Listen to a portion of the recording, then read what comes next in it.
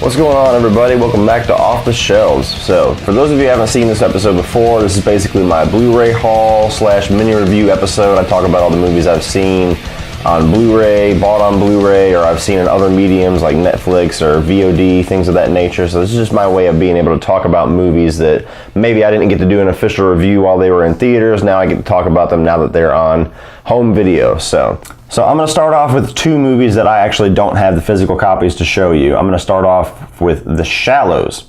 Now, The Shallows was a movie that supposedly before this was out, this was what I think it was called the Blacklist or there's something like that in Hollywood, which is basically a list of scripts that are considered the best unproduced scripts out there. So this movie had a lot of hype behind it before it was even made. And we don't really get that many shark movies, definitely don't get that many good ones. So whenever I heard the premise of this, you know, it's a character versus a shark, I'm like, okay. And when I saw the trailer, it looked decent enough. You know, basically the story of this movie is you got Blake Lively. She was attacked by a great white out in this kind of hidden beach. I believe it was in Mexico. And she gets stuck on this rock, this boulder, and the tide's rising. And so the time is ticking for her to be able to get to safety before this, you know, this great white's just sitting there circling her and hanging out, basically waiting for her to jump back into the water. So it's like man versus nature. And, you know, Blake Lively is nice to look at, and I think she is a good actress. However, I don't think she's a strong enough actress to carry an entire movie on her shoulders. I was not a big fan of this movie. I feel like this was a very kind of B movie, you know, B shark movie. It's a lot of over-the-top sequences, especially how she dispatches the shark, and you know, there's a lot of very strange setups. You know, like they have her, basically the only person she talked with is this little seagull, and like I said, she's not really compelling enough of an actress to pull that off. You know, her husband did it well and Buried, she can't quite do it in this. The shark looked cool sometimes it looked really fake. For the size of the shark, the size of the bite on her leg didn't quite match up. I know that's kind of nitpicking, but it is something I noticed. There's just a lot of really silly things in this movie, like the scene with the jellyfish, and just, it's amazing to me, as long as it's been since Jaws came out, that we have not really gotten another Jaws yet, or even something close to Jaws. We just cannot get an awesome shark movie to save our lives. You know, I like Deep Blue Sea as a kind of a guilty pleasure. There's no other shark movie that's ever come out that I've been a fan of. I didn't like Open Water, and there's a bunch of little B movies and stuff, and this one kind of gets shoved into the list with those. I did not care for this at all. I definitely recommend skipping this. There's going to be some people who are going to like this just on pure entertainment factor, but if you're looking for a good, you know, compelling movie, and even for an action movie, I didn't think it was all that great, so skip The Shallows. The next one that I don't have to show you, because I literally just watched it for the first time about 15 minutes ago, is The Neon Demon. Now, this is a movie directed by Nicholas Winding Refn. He's a very well-known director in Hollywood. He's a very prolific director. He's a very experimental and artsy director. He directed Drive, which is my favorite movie of his. It was my favorite movie of that year with Ryan Gosling. And he's directed Bronson, which I've never seen, with Tom Hardy, which I've heard is really good. He directed Only God Forgives, which I absolutely fucking hated. And he's a very unique and experimental director. That's basically the way I'll kind of sum him up. And The Neon Demon came out kind of under the radar. It was released, never heard anything about it, and then, you know, on some different channels that I watch on YouTube, I started seeing this name pop up, The Neon Demon, The Neon Demon, The Neon Demon. And all the reaction was pretty much split. You had people who were very passionately loved the movie and thought it was like this artistic revelation, and you had people who very passionately hated it, thought it was all style over substance, and what the fuck did I just watch? And, you know, like I said, I love Drive, but I absolutely hated Only God Forgives, and I hadn't seen his other movies. So I had two experiences with this director, one really, really good, one really, really bad. And I was wondering where Neon Demon was going to fall in that spectrum. So let's say you've got Drive is kind of like your 10 out of 10. It's not a 10 out of 10, but we'll say, okay, so Drive is over here and Only God Forgives is over here. Now, where did the Neon Demon fall in that scale for me? About right here. This movie did not work for me at all. The basic idea of this, you got Elle Fanning, who is kind of like this new up-and-coming, very young model who moves to LA, and she's kind of introduced to the scene, and she quickly is just blowing through all of her competition. Like, she has this natural beauty that just infatuates people almost to the point of like being really uncomfortable, the way that they kind of respond to her. And you've got Jenna Malone as like her makeup artist. You've got Keanu Reeves in a small role as this kind of hotel manager that she's staying at. You've got Christina Hendricks plays like a manager. And this movie is just, if I could describe it in one word, is just bizarre. You know, and that's something you could probably use to describe all Nicholas Winding Refn's movies. And he's a type of director where his style either works for you or it doesn't. It worked for me in Drive, and it hasn't worked in any other movie I've seen with his. It's just very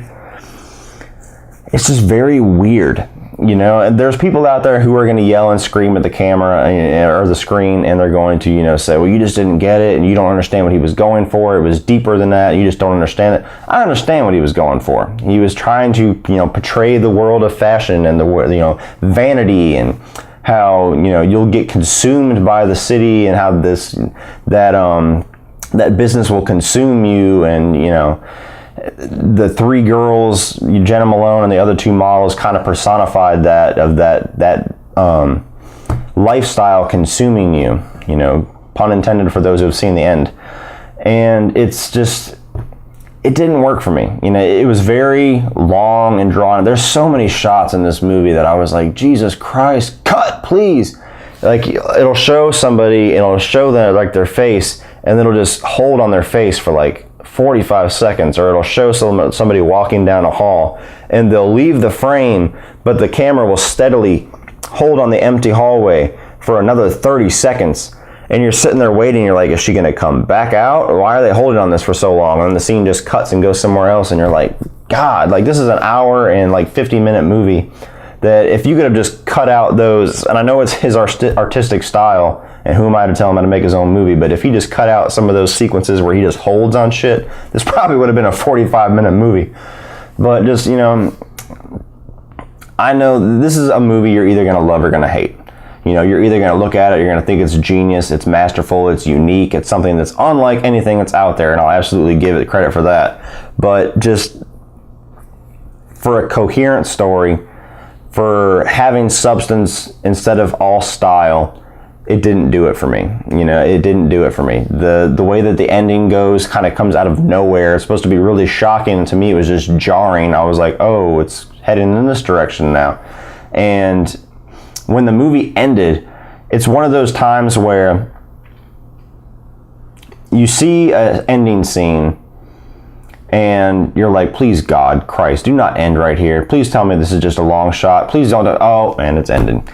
And it was like one of those things, I'm like, well, that's the weirdest, most awkward spot to end this movie. And it's just, it was supposed to be artistic, and it's supposed to be, you know, unique, and it's supposed to be this revelation to kind of cut through all the Civil Wars and all the Conjuring 2s out there, but it didn't work for me. So I'm gonna have to say skip Neon Demon, because I can't recommend that to anybody that I know. I don't know anybody who would appreciate this movie. I think that if I said to watch this on Netflix, every single person who watches me, who is a movie, who has similar taste of me, is going to wonder what the fuck I saw in that movie, because I feel like they're going to see the same thing that I did, not a whole lot. So, sorry for those of you who love the Neon Demon. I can appreciate your appreciation for the movie, and I understand exactly what the guy was going for, but it just didn't land there for me, so skip the Neon Demon, unfortunately. Starting off, we're going to be talking about probably the biggest release this month, Captain America: Civil War. Now, this movie was easily probably the biggest thing that Marvel's been working their way up to, even with all the Avengers movies and everything like that. Ever since they announced that this was going to be Captain America 3, everybody was just losing their minds, especially after they pretty much said that Tony Stark and Robert Downey Jr. was going to be co-headlining this movie. And for anybody who's read the comic storyline, they know that, you know, Civil War is a huge storyline. There's death, there's huge stakes, there's just crazy stuff going on. So everybody was wondering, okay, how big is this going to be? How close to the comics is this going to be? Is this going to be a Captain America movie, or is this going to be just Avengers 2.5? And very few people walked out of this movie unhappy. I mean, if you haven't seen Captain America Civil War, you're probably one of the people who's never going to see it if you haven't seen it by now. But this was a movie that, not only it had huge expectations, but it also had a lot to kind of make up for, because we had Deadpool, which was an awesome superhero movie, but we had the big letdown with Batman v Superman. So this was kind of the one that, okay, can it bring us back out of our funk from Batman v Superman? And for me, this movie was awesome. It wasn't perfect, but it landed 90% of the notes that I wanted it to land. It was even though it had all these different characters in it, it was a definitively Captain America movie. They kept it very Steve Rogers focused, which is very difficult to do with all the characters that they were juggling in this. There was some great chemistry and some great, story progression between Captain America and Iron Man. I liked all the little characters that kind of had their little moments here and there, like Scarlet Witch, and I loved Black Panther, who was introduced in this movie. I really liked the new Spider-Man. He had a small role, but he was used very well. He's only in 2 scenes, but he's used very, very well in this, and it was a great way to integrate him into this, give us an introduction of their version of Spider-Man, and also get us really excited for Spider-Man Homecoming whenever it comes out. As far as negatives with this, there wasn't really a whole lot, but a lot of people hated the villain. Baron Zemo was kind of in the background villain of this, and that was the main negative that I saw for the most part. Everybody was walking away with. I was one of the few people who actually liked the villain in this. He wasn't your typical superhero villain. He wasn't somebody in a mech suit. He wasn't somebody with superpowers, or a guy trying to take over the world or anything like that. This was just a guy who was pissed off about what happened to his family, and he was just making little tiny chess moves from behind the scenes. And I liked that new approach to their villains. And honestly, with a lot of the lackluster villains that Marvel has had in their movies, he's probably in my top 5 as far as Marvel villains that they've shown on screen so far. I know I'm in the minority with that, but the whole I'm not going to spoil it, but the whole final confrontation that Baron Zemo kind of sets up, yes, it's a little bit convenient, that this person and this person and this person all get to this one section of warehouse and this specific moment in time to have all this revealed to them. I understand all that, but it worked for me for whatever reason. The only other negative, which I'd have to watch this movie again, I bought it, but I haven't watched it since I've seen it in theaters. I remember, at least in 2 different spots towards the middle of the movie, it dragged a little bit. You know what I mean? For all the action set pieces that are in this, especially that monstrous airport segment, which is probably one of the best action scenes to ever be put on film, there was a few dead spots in this where you kind of felt yourself kind of slumping back in your chair. But other than that, this movie was a phenomenal version of the Civil War comic. I mean, it didn't have quite the stakes that the comic did, but it fit the Marvel formula that they're putting on the cinematic universe. It propelled it into the Phase 4, which they're getting ready to get through once they get Doctor Strange going. I mean, it built upon what Winter Soldier made for Captain America, which I still think Winter Soldier is a better movie by a few points, but that whole tactical kind of espionage thing that they did with Winter Soldier, this really built upon that and was a great follow-up to that, and it just left us all wanting more from the Marvel Cinematic Universe. So absolutely go buy Captain America Civil War. That's a great movie. Moving on from that is a movie that I'm so glad finally made it onto Blu-ray, because this was a movie that I remember when I first watched it. It was Christmas Eve, whatever year this movie came out, and my little brother had got it for a present a couple of weeks prior. And I was sitting there, and I was and I was still young, so I was probably 9 years old, maybe. I don't remember exactly when this movie came out, but I was very young, and it was one of those nights where I was still so young that I was just excited for Christmas Day, so I could not go to sleep. So I just pulled this off the shelf just to have something kind of for background noise. And what I put in, not expecting to really pay attention to, ended up being one of my favorite animated movies of all time, and I watched it over and over and over again. That's The Iron Giant. This is one of the greatest animated movies ever made. It's very, apparently there's a lot of very quiet appreciation for this movie, because Obviously, it got this like collector's edition Blu-ray release, and every time people talk about greatest animated movies ever, this is always in the conversation, but it's like a very quiet acknowledgement. Not a lot of people talk about this like they talk about Toy Story and The Lion King and movies of that nature. This is a very kind of quietly appreciated movie, and if you've never seen this is just one of the best animated movies ever. It's directed by Brad Bird. He's the one who did The Incredibles. I'm pretty sure he did the 4th Mission Impossible movie, so he's a really good director. This has got Vin Diesel doing the voice of the Iron Giant. Basically, the story of this is just, you've got the Iron Giant, basically. This little kid finds him, and it's kind of like a Terminator 2 kind of relationship somewhat, where he's kind of trying to teach this robot humanity, and the robot's kind of picking up on certain things, like Superman. He likes Superman, and just... It's one of those things where the relationship between this robot and this little boy just he kind of fills in for like a father figure for him, but the little kid's kind of like a father to the robot as well.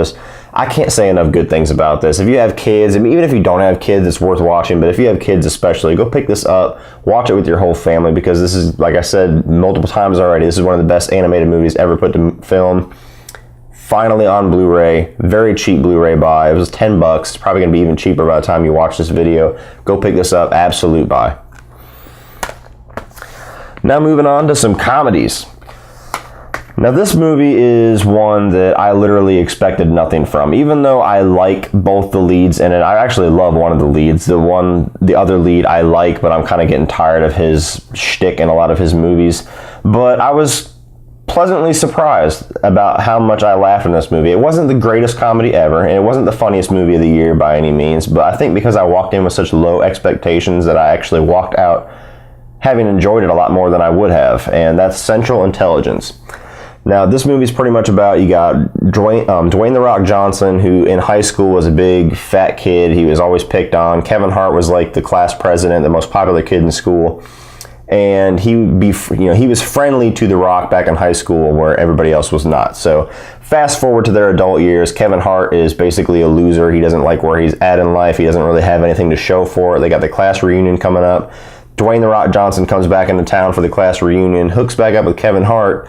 Turns out that now he's The Rock. He's the biggest, most muscular dude ever. He's a CIA agent, and they basically get caught up in this little espionage, situation where The Rock may be a double agent, but he may not be, and he's got people hunting him, but he's hunting these other guys, and it's typical little spy comedy kind of setup. But Kevin Hart and The Rock have a lot of good chemistry in this. The Rock actually is kind of the more downplayed comedic role, which he usually doesn't have, so it was a little bit different to see that. And this movie, it had a lot of good laughs in it. Like I said, it's not like the greatest comedy in the world, but it was a pleasant watch. And there's I'm not going to spoil it, but there was a cameo at the end of this movie where, The Rock builds up pretty much through pieces through this movie, like, yeah, that one girl back in high school, I always liked her, but never had the courage to ask her out, and he keeps mentioning it, and whenever you get to the actual class reunion, they're going to show who this person is, and whenever they reveal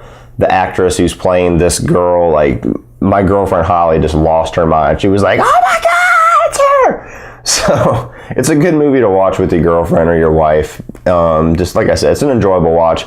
I do recommend buying this. It's not like an enthusiastic buy. I'd probably wait for this to get down to like $10, $12, but I definitely think this is better than just a Netflix watch. So, not an enthusiastic buy, but buy this one. Moving on from that is a movie that I had no interest in, but bought anyway because I heard nothing but phenomenal things about this, and I figured so many people cannot be wrong, right? This is a movie that I couldn't tell if this was a parody or if this was just like a hour-and-a-half skit or if this was meant to be a serious comedy. Didn't know what I was walking into when I put this in, and that's Popstar. Never Stop, Never Stopping. And this is basically the guys from The Lonely Island. You got, I can't think of his name. Andy Samberg. You got Andy Samberg and the other two guys from Lonely Island, and this is basically telling the story where Andy Samberg is kind of like this. They had like kind of a Beastie Boys group, and they broke up, and Andy Samberg was like the Justin Timberlake of the group. Everybody really focused on him. Everybody wanted to see him go solo. He goes solo, and his career doesn't quite go the way that he wants it to be. So it's kind of a parody on the music industry. It has a lot of cameos, but it's also a very Lonely Island centric movie. You know, if you like Lonely Island, their music videos, if that humor works for you, this movie is made for you, because that's basically what this movie is. It's one gigantic Lonely Island skit.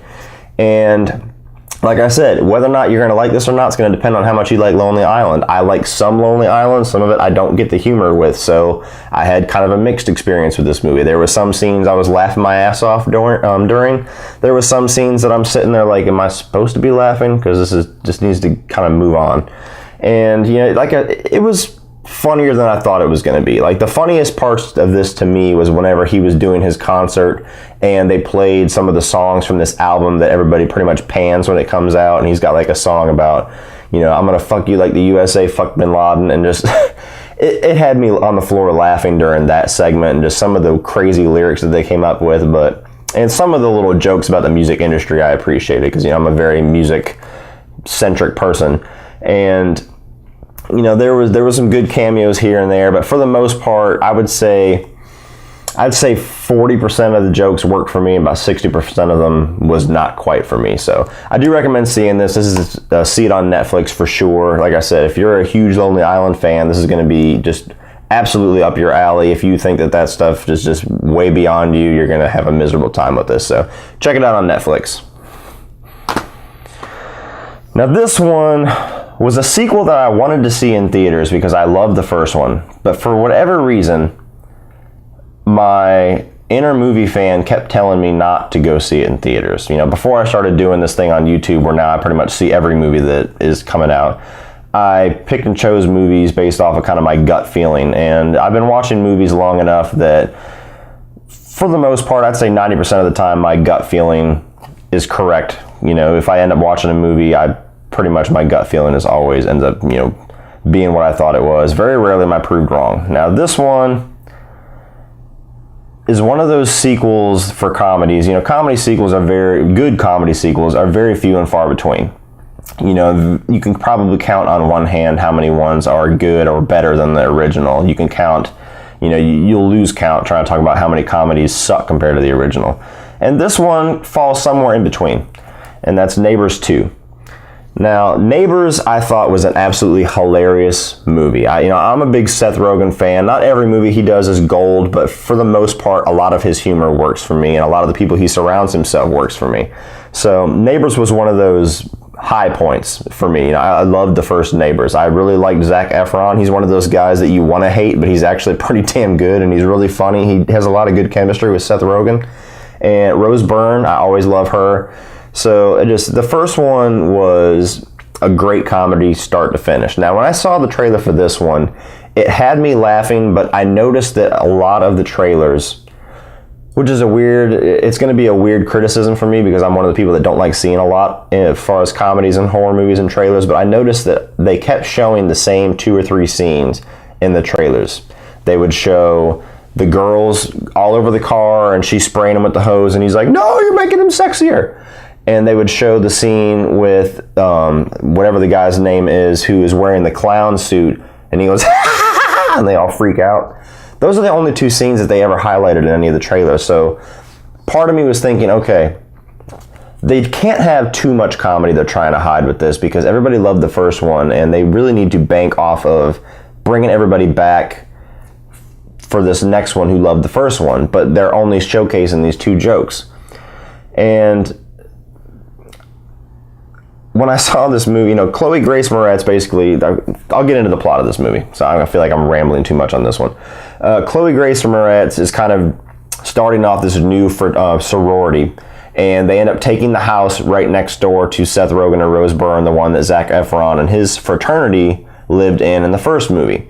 So they're trying to sell their house, Seth Rogen and Rose Byrne, and now they have this sorority moving in where after they just got rid of the fraternity a few years back, and now they're trying to sell their house while this crazy girl sorority is getting started up and they're having wild parties and trying to establish themselves. So now they have to, once again, try to take out the neighbors to try to, you know, make their living situation better. And through certain events, they end up enlisting the help of their previous nemesis, Zac Efron, to take down this sorority. So, sounds like a pretty good setup for a sequel, and for the most part it is, but this is one of those comedies, like I said, it falls in between. It's not a horrible sequel. It's not a phenomenal sequel. Like if Neighbors is a 5 out of 5, this is like a 3. There was some really good jokes in here, but there was a lot of retread jokes from the first one, which worked in parts. Like the airbags were funny, but there was some other jokes that just seemed like you were just trying to recycle shit. There was some jokes that really didn't work for me that they kept revisiting in this movie, like the little baby holding the dildo. And every single person in this movie who sees it just accepts it like it's okay. She's like, oh, the little baby's holding a dildo. That's crazy. Nobody freaks the fuck out. And it's like it's normal, like she's holding a rattle. And just to me, and they revisit that joke like 6 times in the movie. And that joke didn't work for me. And, you know, I'm not going to keep going on and try to spoil the whole movie. But, you know, Zac Efron has some good scenes. They have some people come back from the sorority in the first movie, and that scene didn't work for me at all. They did a character change with Dave Franco, which was supposed to be played for laughs, but I didn't think it was funny, and it kind of came out of nowhere. So, like, you know, if you're a fan of Neighbors, if you love Neighbors, check this out on Netflix, because this is worth watching, but I don't think it's going to measure up to the first movie for you. If you hated Neighbors, don't even bother with this.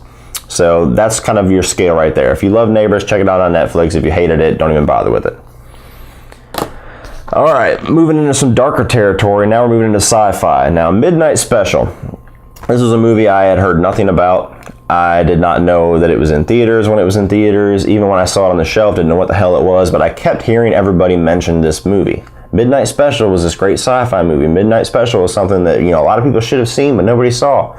So I picked this movie up. And, you know, it's basically about, you got Michael Shannon, who I always like seeing. He's trying to protect this little boy who has some sort of powers or some sort of ties to extraterrestrials. It's very hard to explain, and it's really not even really spelled out all that well. He's trying to protect him and get him to a certain destination. And the movie kind of unfolds why throughout the movie. And you also have Joel Edgerton in this, and you have Adam Driver, who is just Kylo Ren, and a couple other big names in here. And this movie, I didn't quite get, I'll be honest with you. I think it's very well made. It looks really well. The acting in it is very well, and I like the tone of this movie, but just where it went from the storyline from beginning to end, it just didn't really do anything all that inventive or all that like miraculous to me. Like I don't understand what all the praise was for this movie. You know, like I said, very well made movie, but just from all the praise I kept hearing, and maybe I walked into it with too high expectations, this was made out to be like this great sci-fi revelation, like this, you know, diamond in the rough that, you know, when we get all these sci-fi action movies like Star Trek Beyond and movies like that, this is like a hidden gem that you need to find, and sci-fi fanatics are going to love it. And to me, this was just an okay movie. It was just okay. So, like, I'm gonna see it on Netflix, because I don't think it's a garbage movie. I don't think you should skip it altogether. But it's definitely not something you need to run out and just throw your money down to get. You know, if you're a hardcore sci-fi fan, check it out on Netflix. If it works for you, like it worked for some of the people that I heard all these rave reviews for, then absolutely. Then there you go. You can go ahead and buy it. If you're more like me, it's probably just going to be like an interesting watch. Okay, I've seen that movie, and then you're done with it. So, Midnight Special, check it out on Netflix. Now, my pick of the month, which a lot of people probably would have expected would have been Civil War, but I think those who are going to get Civil War are going to get it anyway. And this is a movie where, unless you've heard of it, which is very, very few of you, you're not going to pay attention to it on the shelf. You're not going to seek it out. You're not going to look on Amazon for it.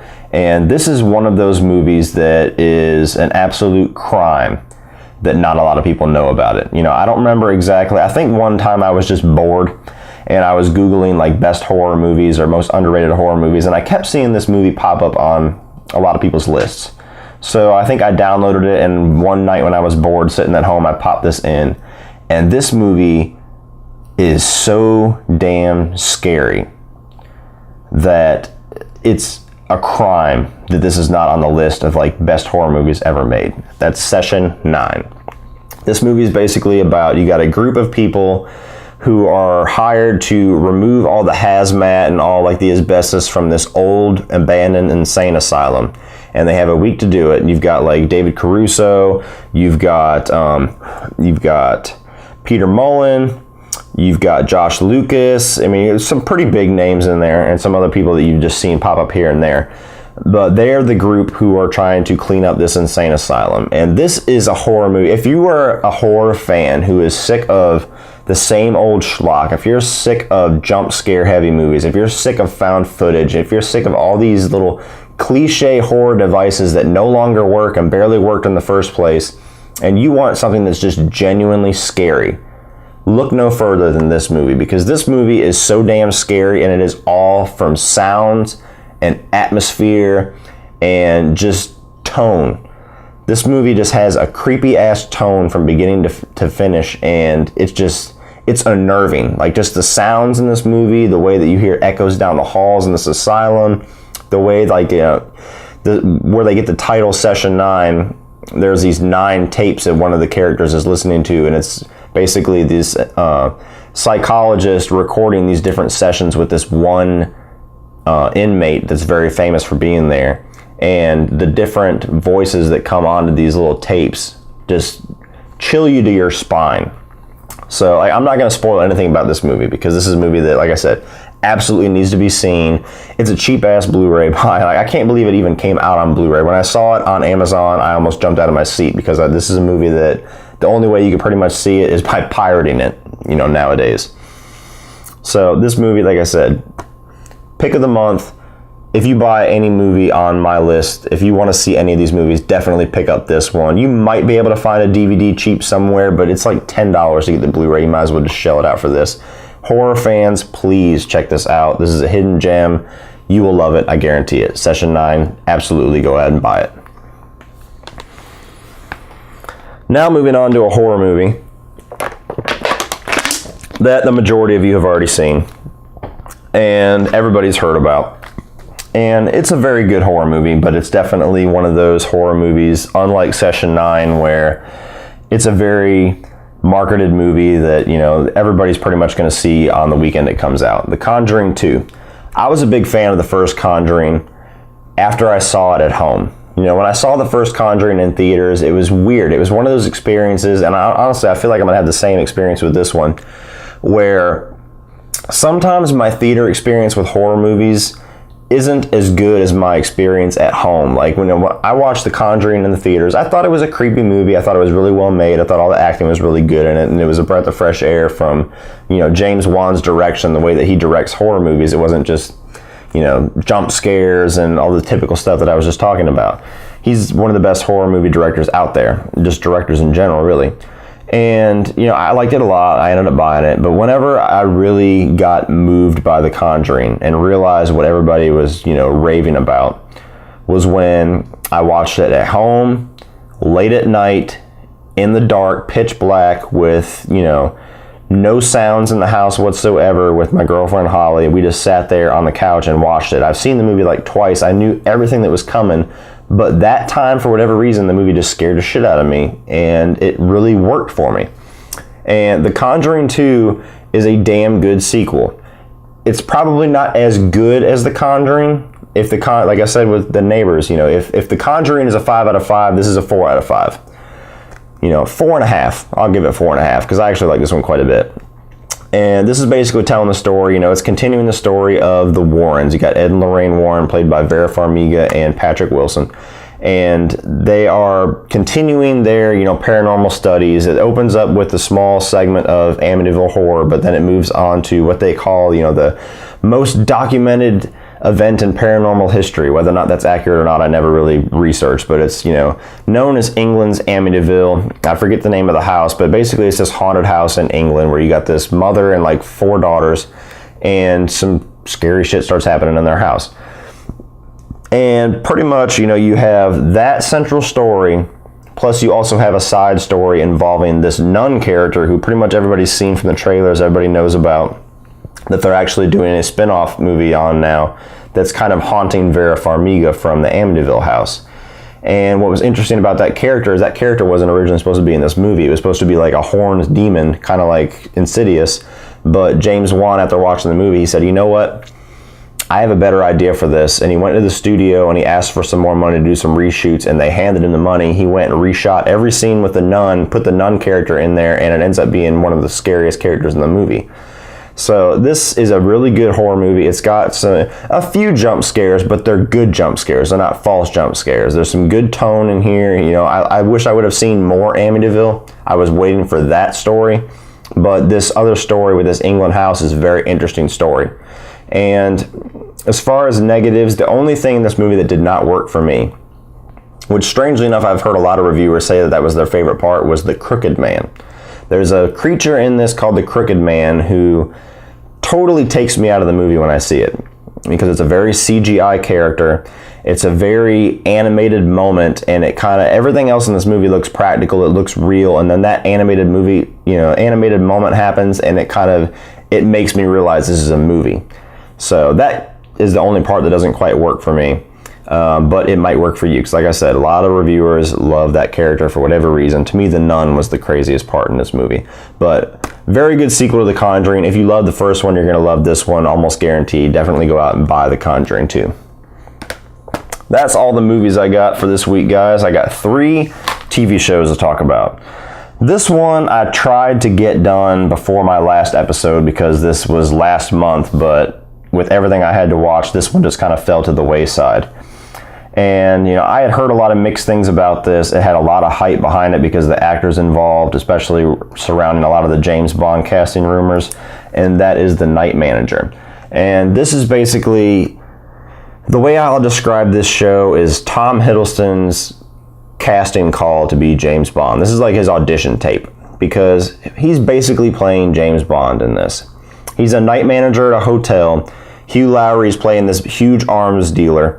And, the first episode of this, some events transpire that kind of make these two cross paths. And something happens to somebody that Tom Hiddleston knows that makes him hate Hugh Lowry very much. And the rest of the series basically plays out where he's trying to team up with British intelligence to take down Hugh Lowry by kind of infiltrating his gang. And this is a very mixed bag miniseries. The first episode bored the living shit out of me.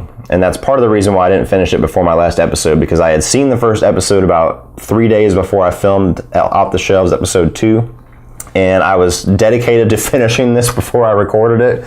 But that first episode made me just not even want to bother with it. I almost didn't even go back to watch this. But I got bored one night, popped it back in, popped the second episode in. And the second episode was probably the best episode of the miniseries. So I'm like, oh shit. Well, that first episode was just a dud then. This is awesome.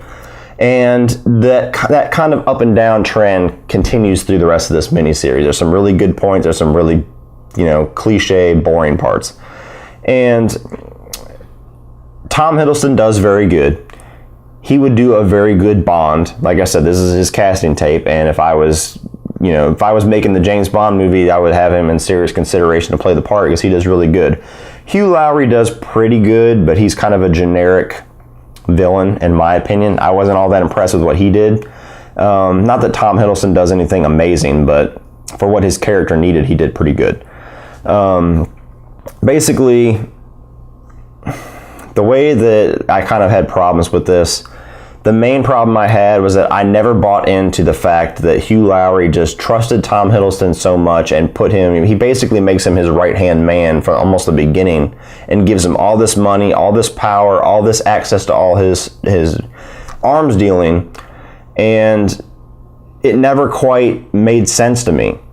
And if you don't buy into that side of the story, the rest of the story doesn't really follow through, because you're still hung up on the fact of why is Hugh Lowry letting him have all this freedom and all this access to his stuff so easily.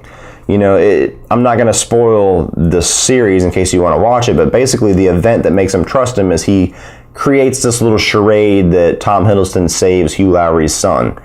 But even with that happening, and even though that's something that would make most people trust somebody, or at least be intrigued enough to trust somebody, when you have such a crazy ass, criminal empire like he has, that's almost rule number one, is don't trust people, because they could easily fuck you over, they could easily be a spy, they could easily do something to really screw over you and your operation, or put you into, eyes that you don't want to be seen by.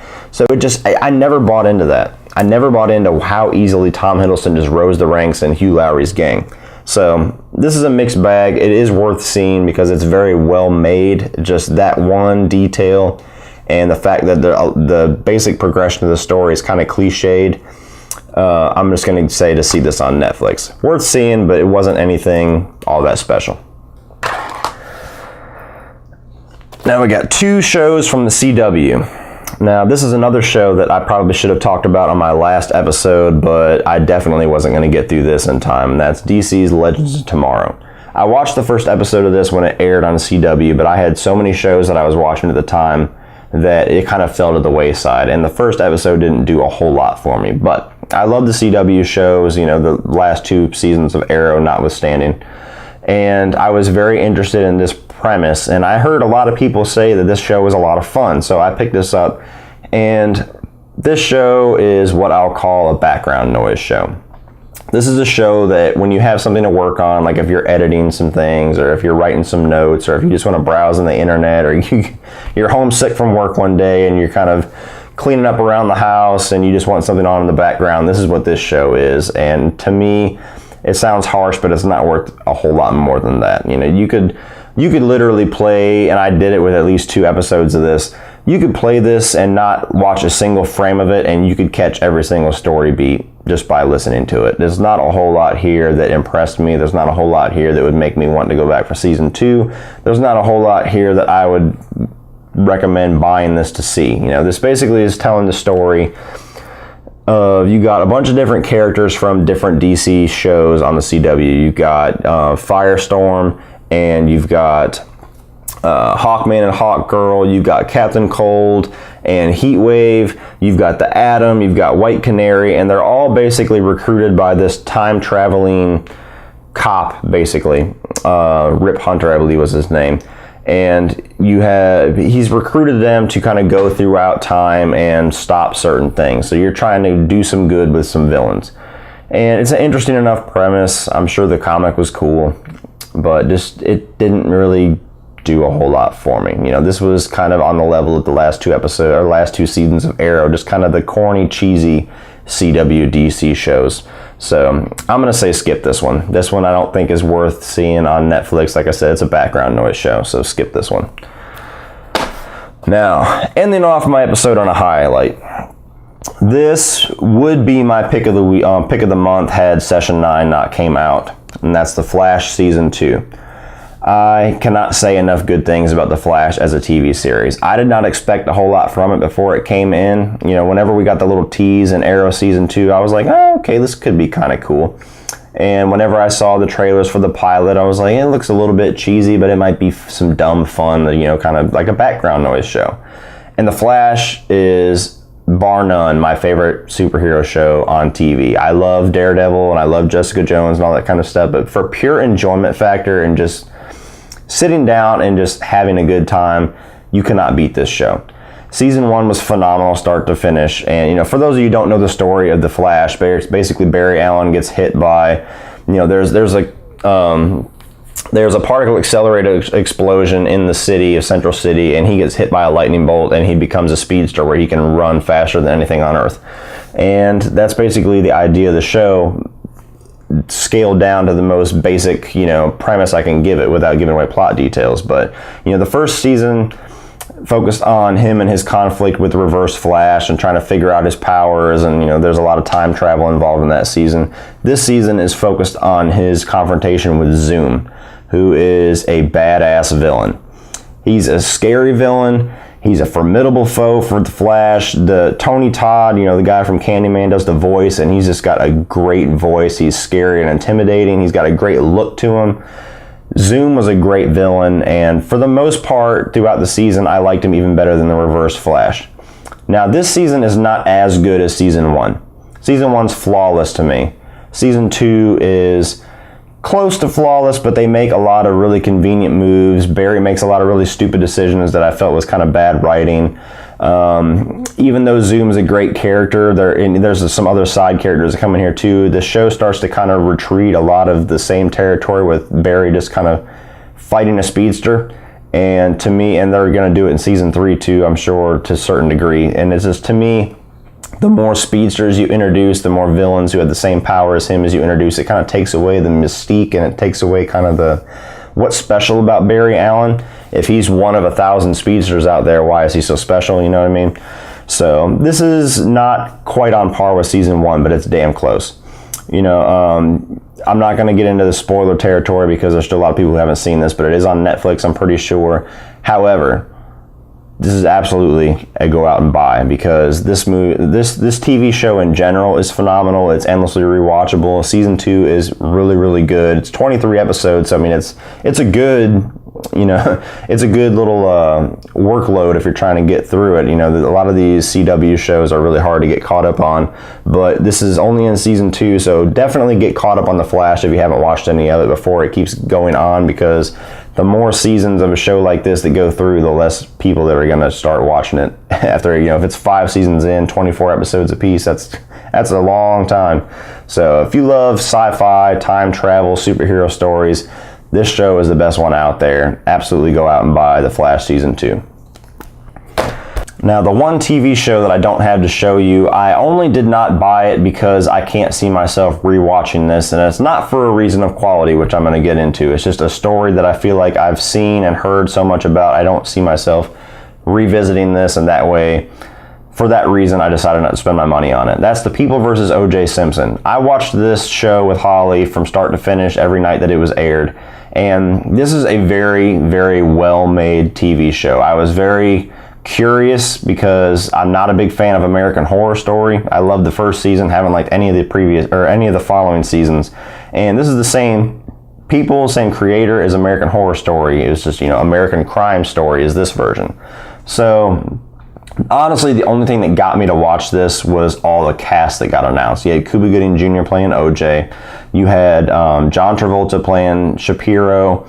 And, you know, I forget, I didn't know Courtney B. Vance before, or by his name before this, but he does probably the best in this show. Obviously, we all know Sarah Paulson. She's in all the American Horror Stories. They have Nathan Lane. They got a bunch of actors in this, a bunch of big name actors. So I was like, well, damn, they're really doubling down on talent for this, so I need to give it a watch. And this is exactly what you think it is. It's basically every episode is taking you through certain events from the time of them finding OJ Simpson's wife and her lover dead to his eventual acquittal. You know, spoiler alert if you're new to the United States, I guess, but this is a very well-made show. It's very well acted, it's very well written, it's very well directed. It is compelling, even though you know where the show is eventually going. There's not like a big twist coming. It's very compelling, and you want to keep watching it. You know, there's certain episodes dedicated to certain events that you wouldn't think you'd spend that much time on, but it's done really well. Like, there's a whole episode on the Bronco chase. So this is a really, I can't recommend watching this show enough. Like, if you're a fan of crime stories and stuff like that, it's an absolute buy. Like I said, just because I've seen it all whenever it first aired, I've known about these events of OJ Simpson since I was a kid. I mean, it happened in my lifetime. I've seen numerous true crime stories on this that I don't see myself ever popping this in to revisit. As far as negatives on it, there's only 2 performances that I didn't really get into. You know, unfortunately, the one that I was looking forward to the most, because I feel like he's a really underrated actor and I'm waiting for him to have a resurgence, Cuba Gooding Jr.'s version of OJ Simpson didn't do it for me in spots. It just felt awkward. It's hard for me to really explain just some of the ways he delivered his lines. Like, for example, whenever, you know, the whole glove scene, whenever he's putting the glove on, and, you know, he's telling you, I've seen footage of the actual way OJ Simpson did this, and he's just kind of, you know, fiddling with it. But the way that the way that Cuba Gooding Jr. does it is he's just like, see, this glove is too small, and just the way that I don't know, it just didn't work for me. Some people probably would watch it a million times and never notice things like that, but for me, just some of those parts just felt awkward. The other one was the other guy that I was expecting the most out of, and that's John Travolta. His performance is kind of odd sometimes. You know, he's really overacting sometimes, and some of it is because he's trying to put on the voice and like kind of the look of Shapiro, which I can commend him for. But just like OJ Simpson or Cuba Gooding Jr., it just felt awkward at times. So those are the only negatives as far as that show, is a couple of spots here and there where those two actors kind of felt flat for me. But other than that, it's no surprise that this show cleared the Emmys. You know, Courtney B. Vance was obviously going to win for Johnny Cochran. He was phenomenal. Sarah Paulson, this is the best that she's ever been. Even in all the American Horror Stories, she was great. A great show. It's a great show. It's like 8-9 episodes, I think, so it's an easy binge watch. Definitely go out and buy The People vs. OJ Simpson. Whew. So not quite as long as my last episode, guys, but like I said, I'm going to try to do this episode once a month. Some episodes will be longer because some months are heavier with the Blu-ray and DVD releases, and it also depends on how much I actually see. There's probably about 5 or 6 major titles that I didn't even get to because I never got a chance to see them, never had an interest, or just never had the chance to go and see them. So a couple of them kind of fell through the cracks, but hopefully I didn't miss anything too good. If I did miss anything awesome this month, please put that in the comment section below. But let me know how you guys like this show. Comment on any of the movies or TV shows I've talked about, what your guys' thoughts are on them. Please put that in the comment section so we can talk about it. Like and share this video and hit that subscribe button. That way you get to come back and see me next time on Off the Shelves.